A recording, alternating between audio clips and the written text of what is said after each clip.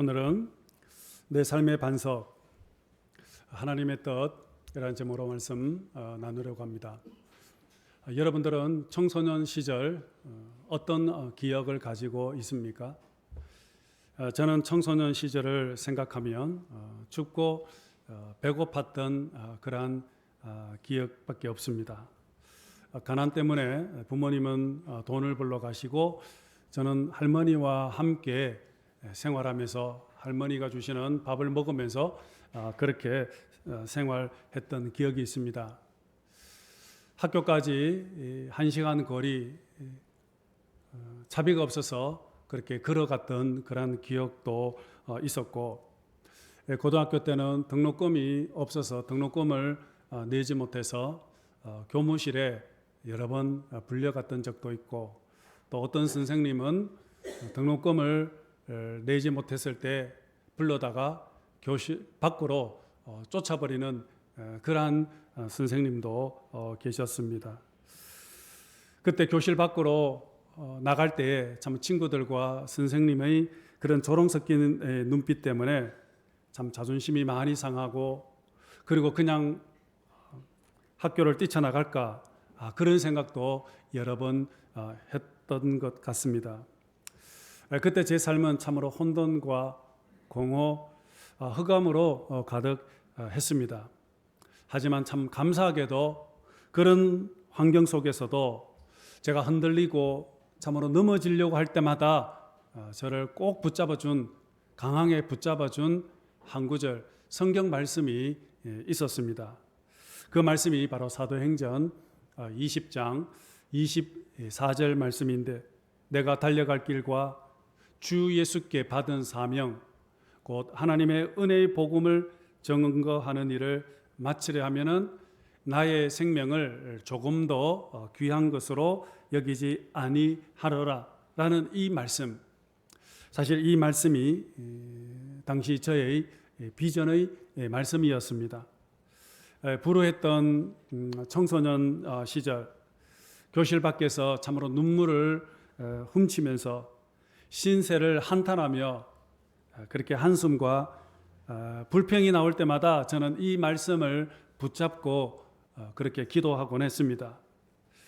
그래서 이 말씀이 저를 붙잡아 주었고 힘과 능력, 소망을 주었던 것이었습니다. 마치 하나님의 빛이 어둠을 헤치고 이 땅에 찾아온 것처럼 혼돈과 공허로 가득했던 저의 심령 가운데 주님께서 말씀의 빛으로 저에게 찾아온 것이었습니다. 기도할 때마다 하나님, 제가 가야 할 길을 포기하지 않고 끝까지 걸어갈 수 있게 해주십시오. 저를 향하신 하나님의 비전, 하나님의 마음을 깨닫고 포기하지 않도록 힘과 능력을 주시고 마지막까지 참 주님을 위해서 헌신하며 살아갈 수 있게 해주십시오. 그렇게 기도하곤 했습니다. 이렇게 제가 기도할 때마다 참 놀랍게도 저는 아무리 힘들어도 참으로 참을 수가 있었습니다. 교실 밖으로 쫓겨나서 자존심 상할 때도 저는 이 말씀과 기도로 통해서 견딜 수가 있었습니다. 만일 그때 하나님께서 저를 목사로 세우시겠다라는 그런 하나님의 마음과 뜻을 깨닫지 못했다면 아마 저는 그때 벌써 학교를 그만두고 도망갔을지도 모릅니다. 하지만 저를 향하신 하나님의 계획, 또 하나님의 마음을 깨달았기에 저는 인내할 수 있었고, 그런 어려운 환경 속에서도 저는 결국 승리할 수 있었던 것입니다. 여러분, 우리가 믿음 생활을 할 때 늘 묵상하고 마음에 새겨야 할 한 가지가 있습니다. 그것은 바로 나를 향하신 하나님의 마음, 하나님의 비전, 뜻을 품고 살아가는 것입니다. 오늘 본문은 바로 예수님의 비전, 즉 예수님께서 이 땅에 오신 궁극적인 목적에 대해서 말씀하고 있습니다. 예수님은 언제나 하나님의 뜻을 묻고 또 그 뜻이 이 땅에 이루어지도록 그렇게 힘쓰며 살아오셨습니다. 오늘 본문 요한복음 6장 38절에서 40절 말씀 함께 보겠습니다. 시작. 내가 하늘에서 내려온 것은 내 뜻을 행하려 함이 아니요 나를 보내신 이의 뜻을 행하려 함이니라. 나를 보내신 이의 뜻은 내게 주신 자 중에 내가 하나도 잃어버리지 아니하고 마지막 날에 다시 살리는 이것이니라. 내 아버지의 뜻은 아들을 보고 믿는 자마다 영생을 얻는 이것이니 마지막 날에 내가 이를 다시 살리리라 하시니라. 나를 보내신 이의 뜻. 예수님은 내 뜻이 아니라 나를 이 땅에 보내신 하나님의 뜻을 먼저 생각했습니다. 그리고 그 뜻에 온전히 순종하면서 예수님은 사셨던 것입니다. 그래서 십자가를 앞두고 십자가 전날 겟세마네 동산에서 눈물과 통곡으로 기도하실 때 아버지의 뜻이거든 이 잔을 내게서 옮기시옵소서. 그러나 내 원대로 마시고 아버지의 원대로 되기를 원하나이다 라고 그렇게 마지막으로 기도했습니다. 인간적으로 십자가는 너무 고통스럽고 힘든 사역이지만 그러나 마지막까지 아버지의 뜻에 순종하는 예수님의 기도를 볼 수가 있습니다. 나를 보내신 이의 뜻을 행하는 것. 여러분 이것이 바로 예수님의 유일한 비전이었던 것입니다. 성경 곳곳에 여러 곳에서 이것을 증명을 하고 있습니다. 요한복음 7장 16절에도 내 교훈은 내 것이 아니요 나를 보내신 이의 것이다 했습니다. 33절에도 내가 너희와 함께 있다가 그리고 나중에 나를 보내신 이에게로 돌아간다 말씀하고 있죠. 요한복음 8장 16절에서는 내 혼자 있는 것이 아니라 나를 보내신 이와 나와 함께하고 있다라고 말씀하고 있지 않습니까? 이렇게 예수님은 자신의 삶을 늘 하나님 아버지와의 관계 속에서 생각을 했던 것이었습니다. 단 한순간도 하나님을 잊은 적이 없었습니다. 예수님의 귀는 언제나 하나님의 음성에 고정되어서 그분의 음성을 듣고 그리고 우리들에게 전해주었던 것이었습니다. 예수님의 눈은 언제나 하나님의 나라와 하나님의 보좌를 바라보고 있었습니다. 비록 육신은 몸은 이 땅에 있지만 그러나 예수님의 눈과 귀와 마음은 늘 저 천국 하나님의 나라에 있었던 것이었습니다. 그러기에 예수님의 삶에는 늘 평강으로 충만했습니다. 사실 예수님의 삶을 인간적으로 바라보면은 예수님만큼 불행하고 불쌍한 사람은 아마 없었을 것입니다. 예수님은 돈이 없었습니다. 여우도 굴이 있고 공중에 날아가는 새도 집도 있으되 인자는 머리 둘 곳이 없다라고 했습니다. 이처럼 예수님은 머물 집이 없었습니다. 한마디로 홈리스와 같은 그런 삶을 예수님은 사셨던 것입니다. 먹을 것이 없어서 늘 배가 고팠습니다. 예수님은 자랑할 만한 것 아무것도 없었습니다. 게다가 바리새인과 서기관과 장로들로부터 끊임없는 비판, 위협, 반대를 직면했습니다. 이러한 상황에 되면 적어도 열등의식을 느끼거나 불만과 두려움과 또 분노로 가득 차는 것이 일반적일 것입니다. 그러나 예수님은 어떤 상황 속에서도 결코 흔들리지 않았습니다. 늘 평안하고 기쁨으로 충만했습니다. 어느 날 예수님께서 제자들과 함께 이제 배를 타고 갈릴리 호수를 지금 건너가고 있었습니다. 예수님은 피곤하셨는지 배 위에서 깊이 잠이 들었습니다. 그런데 마침 큰 바람이 불면서 풍랑이 일어나면서 배가 요동치기 시작을 했습니다. 그러면서 배가 곧 침몰할 것 같은 큰 위기에 빠지게 되었습니다. 갈릴리 바다에서 잔뼈가 굵었던 그 어부 출신인 제자들조차도 이 풍랑 앞에서 두려워하고 절망할 만큼 무서운 위기 상황에 직면하게 되었던 것이었습니다. 그런데 참 놀랍게도 예수님은 참으로 그렇게 심하게 흔들리는 배 안에서도 곤히 잠을 자고 있었던 것이었습니다. 여러분, 어떻게 이런 큰 위기와 두려움 속에서도 여유와 평안함을 잃어버리지 않았을 수 있었을까요? 도대체 예수님의 그 안정감은 어디서부터 온 것일까요?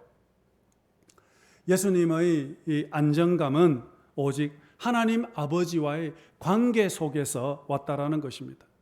다시 말하면 예수님은 삶의 이 기반을 어떤 환경이나 어떤 재물이나 명성이나 사람들로부터 찾지 않았다라는 것입니다.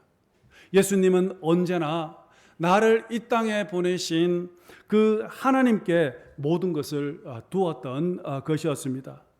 하나님을 자신의 삶의 기반으로 삼았기 때문에 예수님의 삶에 어떤 어려움과 위기가 찾아와도 결코 흔들리지 않았던 것이었습니다. 그렇다면 여러분, 오늘 우리들은 어떻습니까?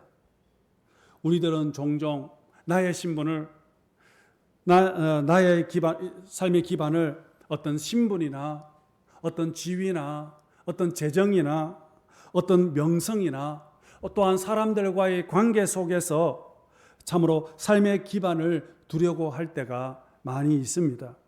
그래서 내가 붙잡고 있던 그것이 흔들려 버릴 때 잃어버리는 순간 우리는 두려워하고 절망하지 않습니까?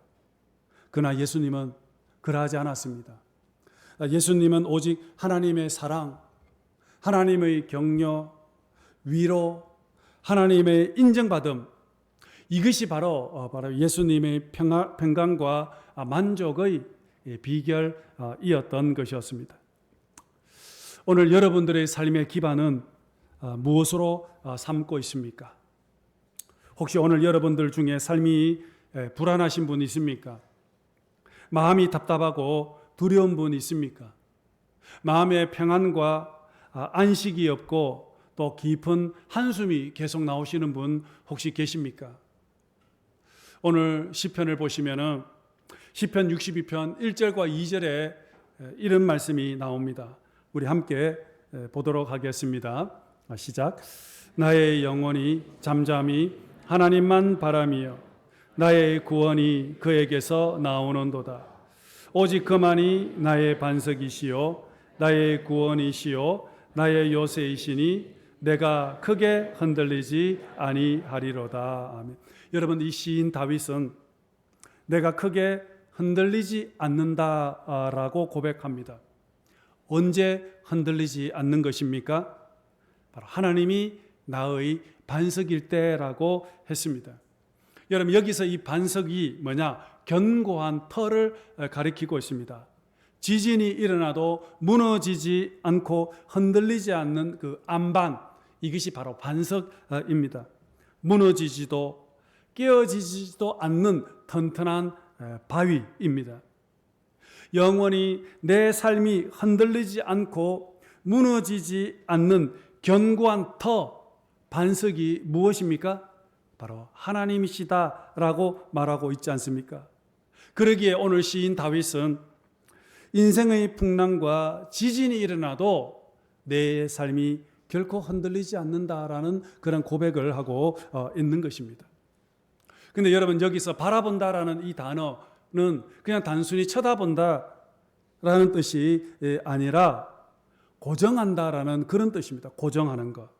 즉, 내 눈, 내 생각, 내 마음, 내 삶의 모든 것, 내 삶의 전 존재를 바로 하나님께 고정하는 것을 지금 말하고 있는 것입니다. 내 인생을 바로 하나님의 반석 위에 온전히 올려놓는다라는 그러한 고백이라는 것입니다. 그래서 시인은 계속해서 62편 5절에서 이렇게 노력을 하고 있습니다. 62편 5절 또 봅시다. 시작. 나의 영혼아 잠잠히 하나님만 바라라. 무릇 나의 소망이 그로부터 나오는 도다. 여러분, 오늘 우리가 정말 소중하게 중요하게 여기는 삶의 기반들, 어떤 사람은 건강이 될 수도 있고 재정이 될 수도 있고 명예가 될 수도 있고 심지어는 자녀들이 내 삶의 기반으로 삼는 분들이 있을 것입니다. 하지만 여러분, 안타깝게도 우리가 생각하는 그 모든 것들은 결코 우리의 인생의 영원한 반석이 될 수가 없다라는 것입니다. 언젠가 이 모든 것들은 다 반드시 무너지게 되어 있고 또 내 곁을 떠나게 되어 있습니다. 우리가 그토록 소중하게 중요하게 여기던 것에 소망을 두고 살아왔을 때 때로는 그러한 것들이 우리를 더 불안하게 만들고 때로는 우리를 배신할 때가 있다라는 것입니다. 그래서 오늘 이 시편 시인 다윗은 자신의 소망은 오직 하나님밖에 없다라고 고백하고 있지 않습니까? 하나님으로부터 나의 소망이 이루어진다라고 지금 고백을 하고 있는 것입니다. 뿐만 아닙니다. 시편 42편 5절과 11절에서도 이렇게 말하고 있습니다. 또 함께 보도록 하겠습니다. 시작. 내 영혼아 네가 어찌하여 낙심하여 어찌하여 내 속에서 불안해하는가. 너는 하나님께 소망을 두라. 그가 나타나 도우심으로 말미암아 내가 여전히 찬송하리로다. 여러분, 무슨 이유에서인지 지금 시편 42편을 기록한 이 시인은 몹시 지금 불안해하고 있습니다.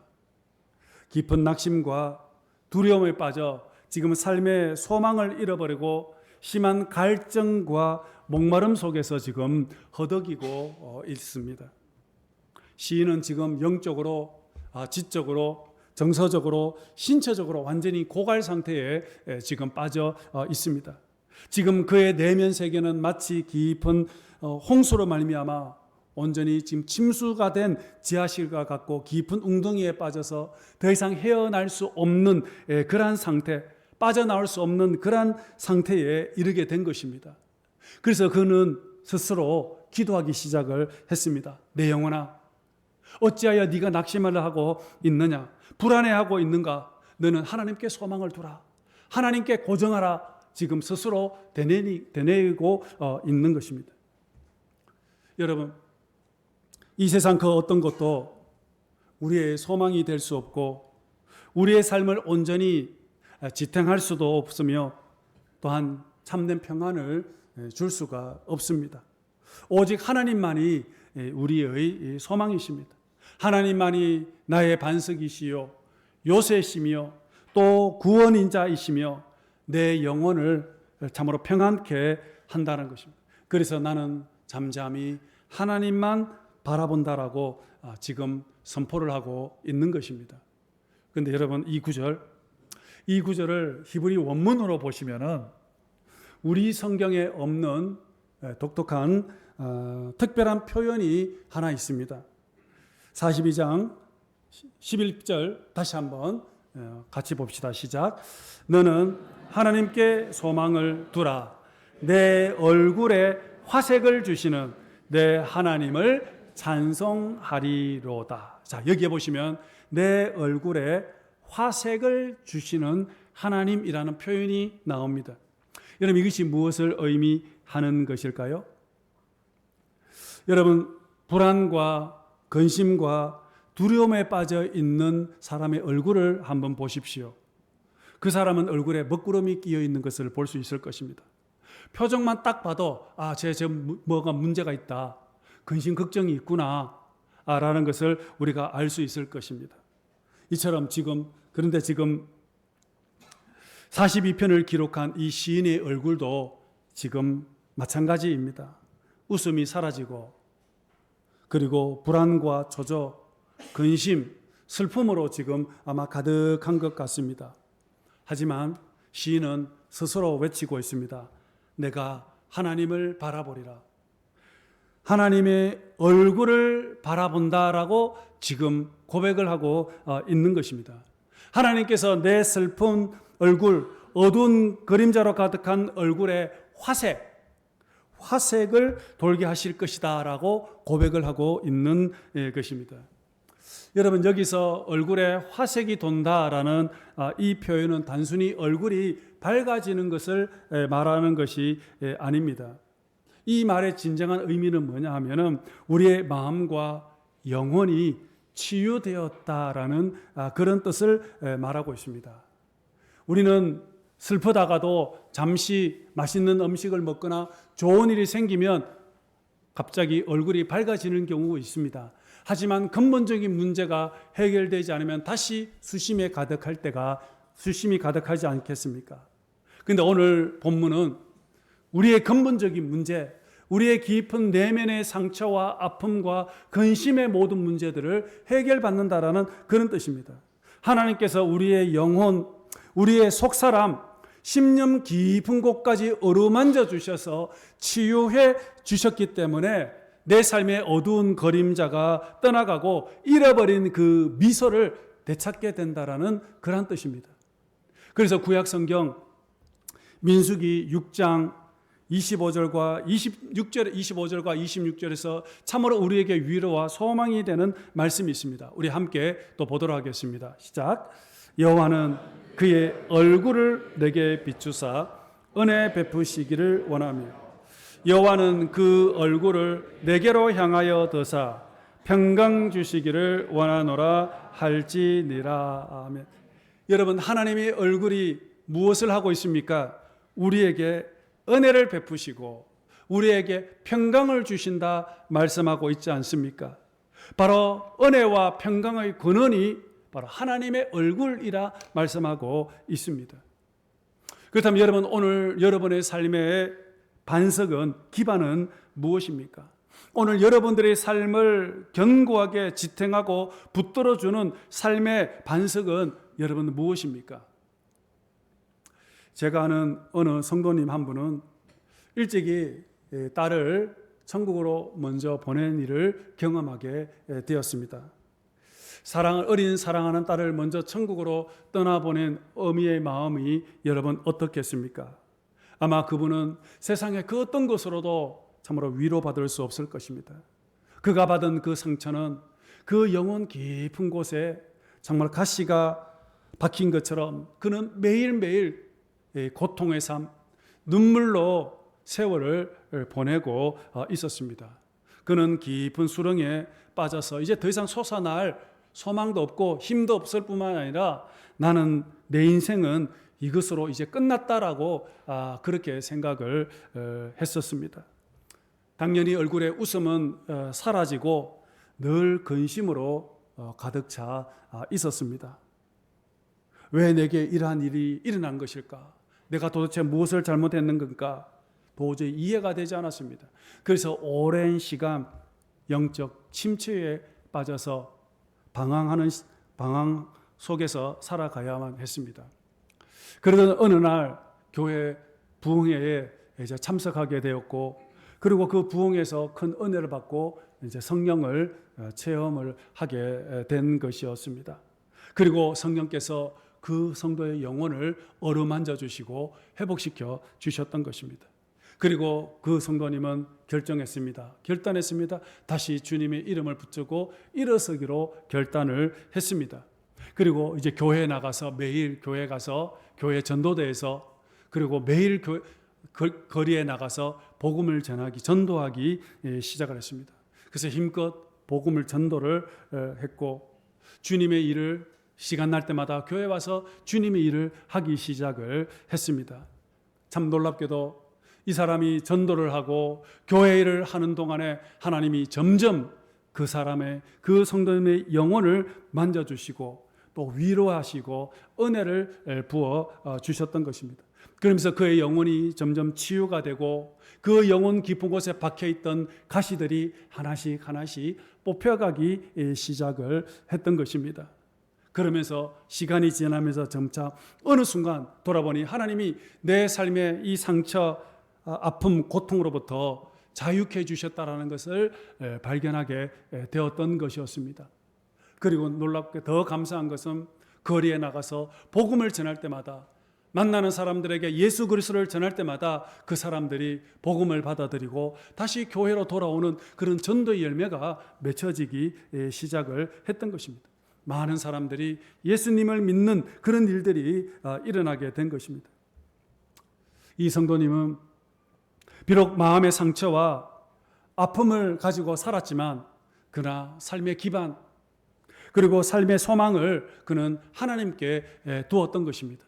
하나님을 바라보면서 하나님을 향하여서 하나님의 얼굴을 바라보며 살아가게 될 때 주님께서 그 성도님의 영혼을 어루만져 주시고 상처를 사메어 주시고 이제는 더 이상 상처에 함몰되어 살아가는 인생이 아니라 이제 사명자로서 기쁨으로 충만한 삶을 그는 살아가게 되었던 것이었습니다.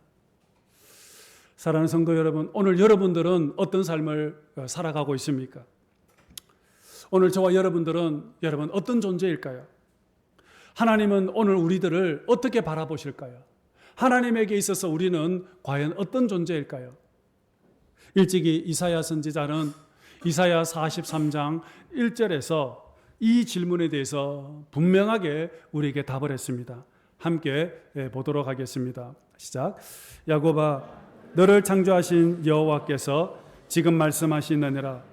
이스라엘아, 너를 지으신 이가 말씀하시느니라. 너는 두려워하지 말라. 내가 너를 구속하였고 내가 너를 지명하여 불렀나니 너는 내 것이라. 내가 내 눈에 보배롭고 존귀하며 내가 너를 사랑하였은즉 너는 내 것이라. 너는 내 눈에 가장 보배롭고 존귀하며 내가 너를 사랑하되 끝까지 사랑하노라 말씀하고 계십니다. 왜 그럴까요? 바로 우리는 하나님 아버지의 자녀이기 때문입니다. 우리가 하나님의 자녀라는 이 사실, 이것이 바로 우리의 가장 근본적이고 흔들리지 않는 신분의 기반입니다. 하나님의 자녀라는 이 신분은 여러분, 우리는 하나님으로부터 사랑받는 관계, 그리고 그분로부터 깊은 사랑의 관계, 하나님이 내가 너를 보호하되 끝까지 지켜주겠다는 그 약속과 그 언약이 그 안에 포함되어져 있습니다. 오직 내가 하나님의 사랑받는 자녀라는 그 확고한 그런 진리 위에 우리의 신분의 기반을 올려놓을 때에 비로소 참된 만족과 흔들리지 않는 그런 안정을 우리는 누릴 수가 있습니다. 오직 하나님만이 저와 여러분들의 삶의 반석이 되고 소망이 되고 또한 힘이 될 때, 그때 우리는 이 세상이 비로소 살만한 세상이 될 것이요, 또한 우리의 삶에 풍랑이 일어나도 결코 흔들리지언정 침몰되거나 함몰되지 않고 우리는 그 속에서도 평안과 기쁨으로 충만한 삶을 살아갈 수 있습니다. 오늘 예배 드리시는 여러분 모두 나는 하나님의 자녀라는 그 놀라운 이 정체성을 기억하시면서 하나님의 얼굴을 바라보면서 하나님의 뜻을 구하면서 날마다 믿음으로 살아가시는 저와 여러분 되시기를 주님의 이름으로 축복합니다.